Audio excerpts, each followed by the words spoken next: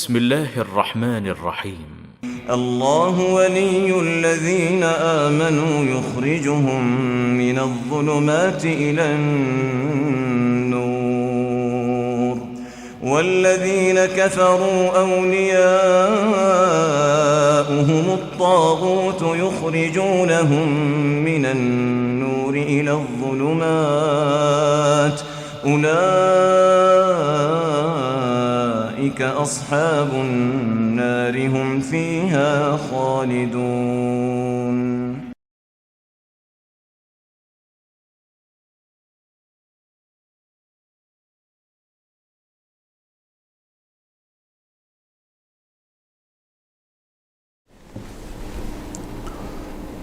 نحمدہ و نصلی علی رسولہ الکریم اما بعد. معزز ناظرین کرام، السلام علیکم ورحمۃ اللہ وبرکاتہ. آپ دیکھ رہے ہیں نور ٹی وی جدہ اور میں ہوں محمد عاقل. مجھے سعودی عرب میں وہ مشائخ جن کے فتاویٰ میں آپ کی خدمت میں پیش کرتا ہوں جب وہ حیات تھے، جیسے کہ سماحت شیخ عبدالعزیز ابن باز مفتی مملکت سعودی عرب اور فضیلت الشیخ محمد بن صالح العثیمین رحمۃ اللہ علیہ، ان سے خط و کتابت کے ذریعے بہت سی رہنمائی حاصل کرنے کا مجھے موقع ملا. میں جس زمانے میں حق کی تلاش میں تھا، جستجو کر رہا تھا کہ نماز کس طریقے سے پڑھی جائے، وتر کس طریقے سے ادا ہونے چاہیے، تو متعدد مرتبہ میں نے علماء کو خطوط لکھے اور اللہ کے فضل و کرم سے آپ کی خدمت میں آج ایک قدیم فتویٰ جو سن 1418 ہجری میں سماحت شیخ عبدالعزیز ابن باز نے میرے ساتھ شیئر کیا تھا، یا آپ ان کی مہر بھی دیکھ سکتے ہیں اور اس پر میرا نام بھی یہاں پر موجود ہے، جس میں کہا گیا ہے کہ من عبدالعزیز ابن عبداللہ ابن باز الى حضرت الاخ المکرم محمد عاقل سلمہ اللہ، السلام علیکم ورحمۃ اللہ وبرکاتہ. یہ ان کا جواب تھا، اور سوال کے جواب میں انہوں نے پہلے ہی سے ان کے پاس جو چونکہ سعودی عرب کی جو لجنہ کمیٹی ہے، جو فتویٰ کمیٹی ہے، جب ان کے پاس کوئی فتویٰ پہلے ہی موجود ہوتا ہے اور سائل ان سے اس بارے میں دریافت کرتا ہے تو وہ نئے جواب نہ دے کر اسی کی فوٹو کاپی دستخط کے ساتھ بھیج دیتے ہیں. یہ آپ کی خدمت میں ان علماء کے دستخط بھی اس میں موجود ہیں جو کہ سعودی عرب میں لجنۃ الدائمہ والافتاء میں یہاں پر بڑی حیثیت سے عبداللہ ابن عبد الرحمن الغدیان، شیخ عبدالعزیز عبداللہ ابن باز اور بکر بن عبداللہ ابو زید، عبدالعزیز بن عبداللہ بن محمد آل الشیخ، صالح بن فوزان الفوزان، ان تمام علماء کے فتاویٰ میں آپ کی خدمت میں پیش کرتا ہوں. آپ آج جو میں یہاں اس فتوے کو پیش کرنا چاہ رہا ہوں وہ یہ کہ ہمارے یہاں جو وتر کی نماز میں رفع دین کیا جاتا ہے اور یہ سمجھا جاتا ہے کہ اس کو کرنے سے تیسری رکعت میں جب ہم قنوت سے پہلے رفع دین کرتے ہیں یہ سمجھا جاتا ہے کہ ہم سنت پر عمل کر رہے ہیں. لجنۃ الدائمہ سعودی عرب کی جو فتویٰ کمیٹی ہے وہ اس سلسلے میں کیا رہنمائی کر رہی ہے، اسے ضرور اور غور سے سماعت فرمائیے گا. بسم اللہ الرحمن الرحیم. مملکت سعودی عرب پریسیڈنسی ادارت تحقیق علمیہ و افتاء، یہ ان کے فتوے کی ٹرانسلیشن آپ کی خدمت میں پیش کر رہا ہوں، جو کہ فضیلت شیخ قاری احمد الدین جامعۃ ام القری مکہ المکرمہ نے اس ناچیز کی درخواست پر انہوں نے اپنی تحریر کر کے مجھے یہ بھیجی. اللہ تعالیٰ ان کو جزائے خیر دے اور آپ کی خدمت میں سے الحمدللہ وحدہ والصلاۃ والسلام علی من لا نبی بعدہ. تحقیقات علمی و افتاء کمیٹی نے مفتی عام کی خدمت میں ماجد محمد گہتانی کے پیش کردہ سوال نامے پر غور کیا، جس میں سائل کا مکمل سوال یہ پیش کیا گیا تھا: سماحت الشیخ عبدالعزیز ابن باز مفتی مملکت سعودی عرب حفظہ اللہ. السلام علیکم ورحمۃ اللہ وبرکاتہ. یہ ماجد صاحب نے جو لکھا تھا ان کو سوال. ہم چند عرب طلباء جو امریکہ میں زیر تعلیم ہیں اور یہاں بعض اسلامی مراکز و مساجد میں فرض نماز اور دیگر نوافل مثلا نماز تراویح باجماعت پڑھتے ہیں،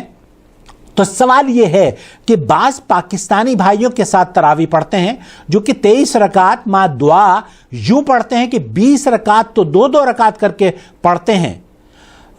اس کے بعد بیٹھے بیٹھے ہی دعائے قنوت شروع کر دیتے ہیں، پھر دعا کر چکنے کے بعد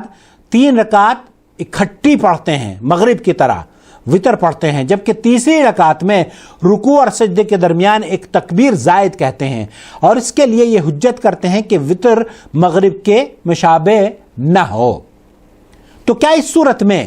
یہ نماز مشروع ہے اور حنفی مذہب میں اس کی کوئی دلیل ہے یا کہ یہ بدعت اور دین میں اضافہ ہے؟ اور کیا ایسے امام کی اقتداء جائز ہے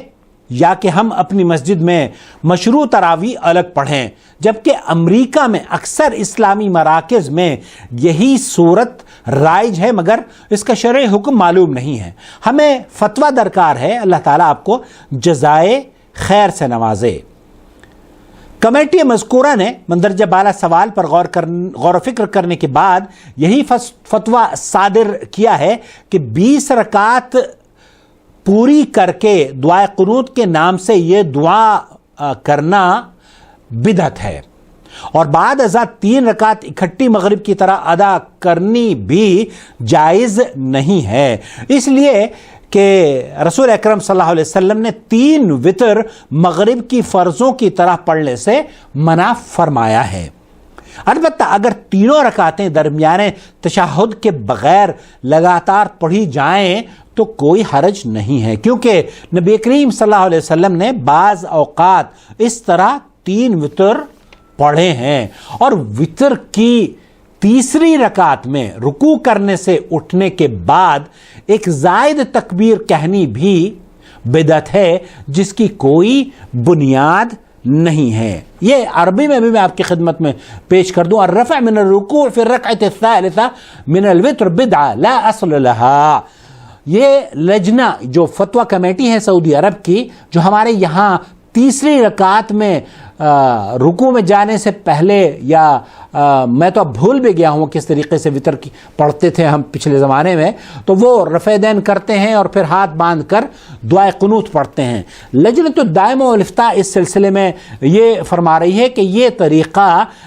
لا اصل لہا، اس کی کوئی اصل نہیں ہے، نبی کریم صلی اللہ علیہ وسلم سے یہ ثابت نہیں ہے اور یہ بدعت ہے. اور اگر وہ لوگ پھر شیخ یہ جواب دے رہے ہیں اس کی کوئی دلیل اور بنیاد نہیں ہے، اور اگر وہ لوگ نصیحت قبول نہ کریں تو تمہارے لیے شرعاً یہی بہتر ہے کہ تم اپنی مسجد میں الگ 11 یا 13 رکعت پڑھو. نبی کریم صلی اللہ علیہ وسلم کے عمل سے یہی افضل عمل ثابت ہے، اور اگر 23 یا اس سے زیادہ بھی پڑھے تو کوئی حرج نہیں، اس لیے کہ نبی کریم صلی اللہ علیہ وسلم نے فرمایا ہے کہ رات کی نماز 2 رکعت ہے، پس تم میں سے کسی کو صبح ہونے کا اندیشہ ہو تو ایک ہی رکعت پڑھ لے. یہ اکیلی رکعت پہلی پڑھی ہوئی ساری نماز کو وطر عدد بنا دے گی. یہ حدیث بالاتفاق بخاری اور مسلم صحیح ہے جس میں آپ صلی اللہ علیہ وسلم کی مخصوص تعداد کی تحدید نہیں فرمائی. واللہ الموفق وصلی اللہ علی نبینا محمد وعلی آلہ وصحبہ اجمعین. معزز ناظرین کرام، نہایت ہی پیارے بھائیوں اور بہنوں، رمضان ہو یا غیر رمضان ہو، وطر کی نماز تو ہر روز پڑھی جاتی ہے. وطر کا اہتمام رمضان میں بہت کیا جاتا ہے، لیکن اسے اگر ہم صحیح طریقے سے پڑھیں گے تو آپ کی اور ہماری نمازیں قبول ہوں گی. اگر صحیح وطر کی نماز کا طریقہ آپ کو جاننا ہے تو یہ لنک آپ کو دے رہا ہوں، اس پر ضرور آپ اس کو ضرور دیکھیے گا. البتہ جو طریقہ مفتی صاحب نے یہاں پر ہمارے یہاں احناف کے مساجد میں رائج ہے، اس فتوے کا نمبر 17249 ہے اور یہ تاریخ 9/9/1415 ہجری کو لجنۃ الدائمہ والافتاء نے اس کو شائع کیا تھا. یہ آپ کی خدمت میں اس لیے پیش کر رہا ہوں تاکہ چونکہ یہ سوال کھڑا کیا جا سکتا ہے کہ جناب ہمارے یہاں تو یہ اس بڑی تعداد میں اس طریقے سے نماز پڑھتے ہیں اور یہ سعودی عرب کی فتویٰ کمیٹی اسے بدعت قرار دے رہی ہے. بہرحال یہ موقف میں نے مناسب سمجھا کیونکہ میں نے اس موقف کو میں پہلے اس پر عمل کرتا تھا اور اللہ کی فضل و کرم سے اب میں 2 رکعت پڑھ کر سلام پھیرنا اور پھر اس کے بعد 1 رکعت وتر پڑھنا یہ افضل ترین طریقہ ہے وتر کو پڑھنے کا. اللہ رب العالمین سے دعا ہے کہ اللہ تعالی ہمیں ہماری اس کاوش کو شرف قبولیت بخشے, لوگوں کی نماز کی اصلاح کا ذریعہ بنائے اور لوگوں کی اصلاح کے ساتھ ساتھ ہم سے جڑنے اور اس محبت اور اتفاق کو اپنی رضا کے حصول کا بھی ذریعہ بنا لے. اپنا بہت خیال رکھیں اور ہمارے چینل کو سبسکرائب کریں, بیل آئیکن دبا دیں تاکہ ہماری تمام ویڈیوز آپ تک پہنچتی رہیں. بہت شکریہ. والسلام علیکم ورحمۃ اللہ وبرکاتہ.